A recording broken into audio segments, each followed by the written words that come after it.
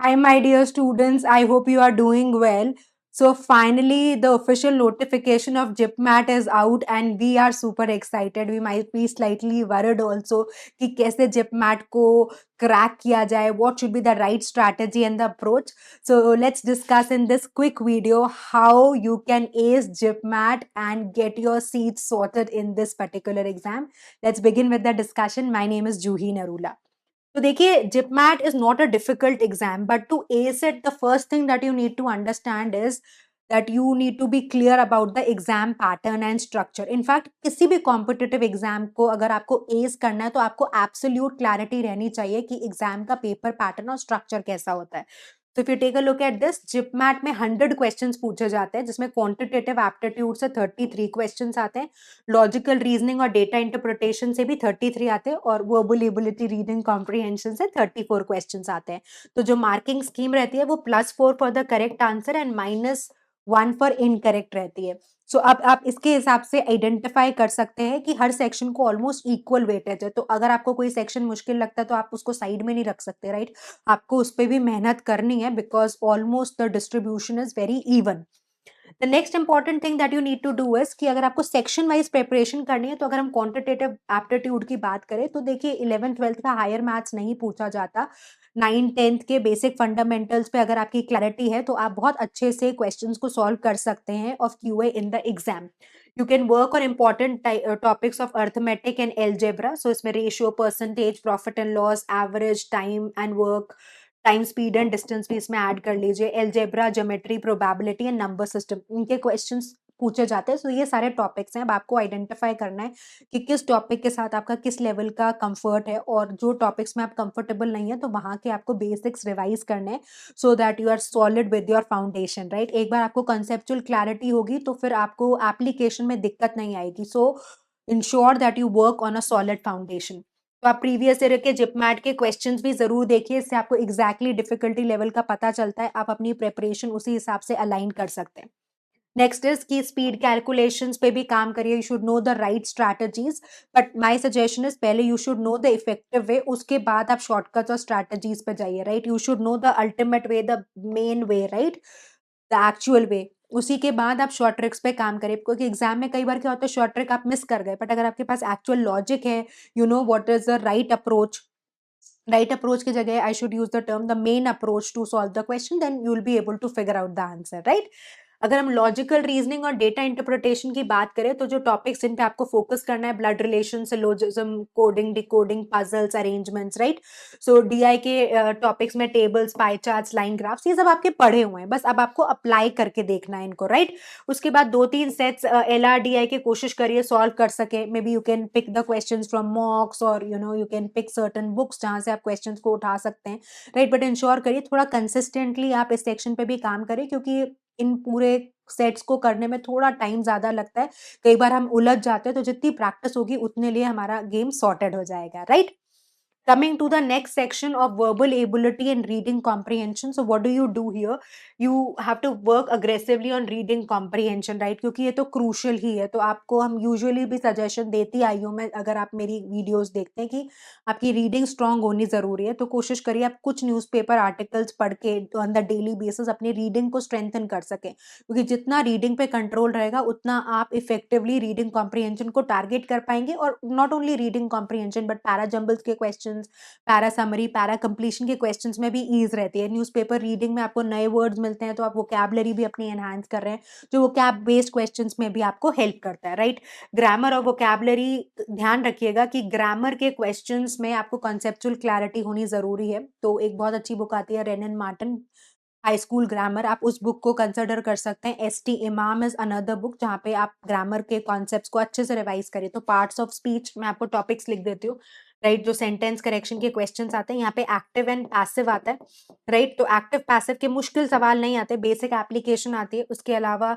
Subject verb agreement के questions आते हैं tenses pronouns pronoun and noun pronoun agreement and pronoun ambiguity इस पे आपको सवाल देखने को मिल सकता है पैरेलल स्ट्रक्चर मॉडिफायर्स राइट। और इसके अलावा जो इम्पोर्टेंट है वो है ईडियम्स। तो ईडियम्स की लिस्ट हमने टेलीग्राम ग्रुप पे शेयर कर रखी है ऑफिशियल, आप उस लिस्ट को पढ़ सकते हैं, राइट।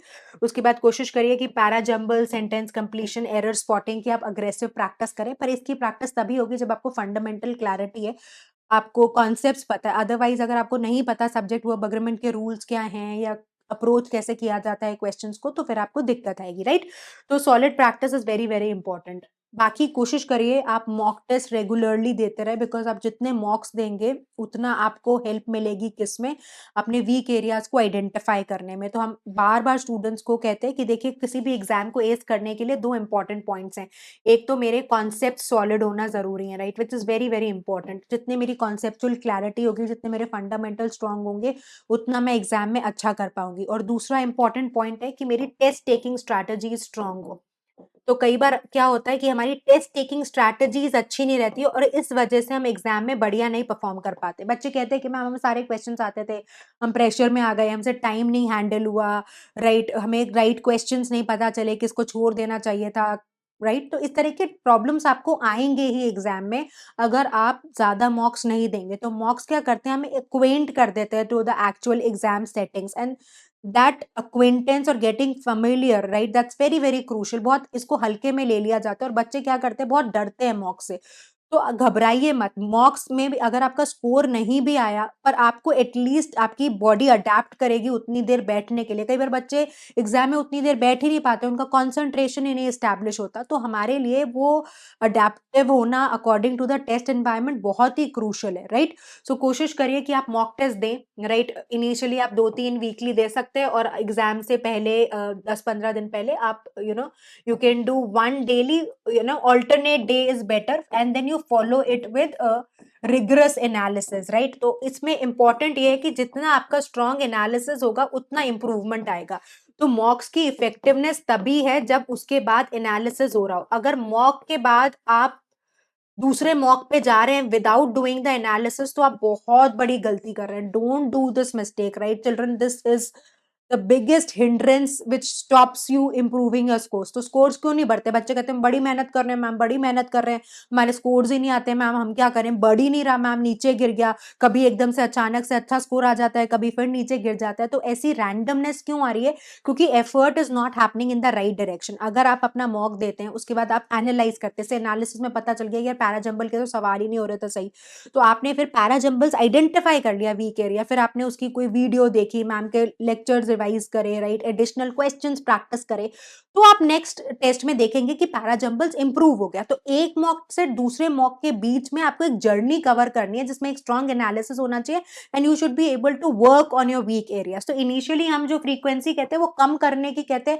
और जब आप एंड ऑफ द एग्जाम के पास तक पहुंचते हैं, डेट के पास पहुंच जाते हैं, तब हम कहते हैं फ्रीक्वेंसी बढ़ा दीजिए, क्योंकि तब ऑलमोस्ट अब हम सारी हमारे जो वीक एरियाज उनको हम ओवरकम कर गए होते हैं, और it's more about getting into the mode of the exam. But again the idea is that any mock at any stage of your preparation, if it is done without analysis, and analysis भी आपने कर लिया और उसके बाद weak areas पे काम नहीं किया, तो रिजल्ट नहीं आएगा, राइट।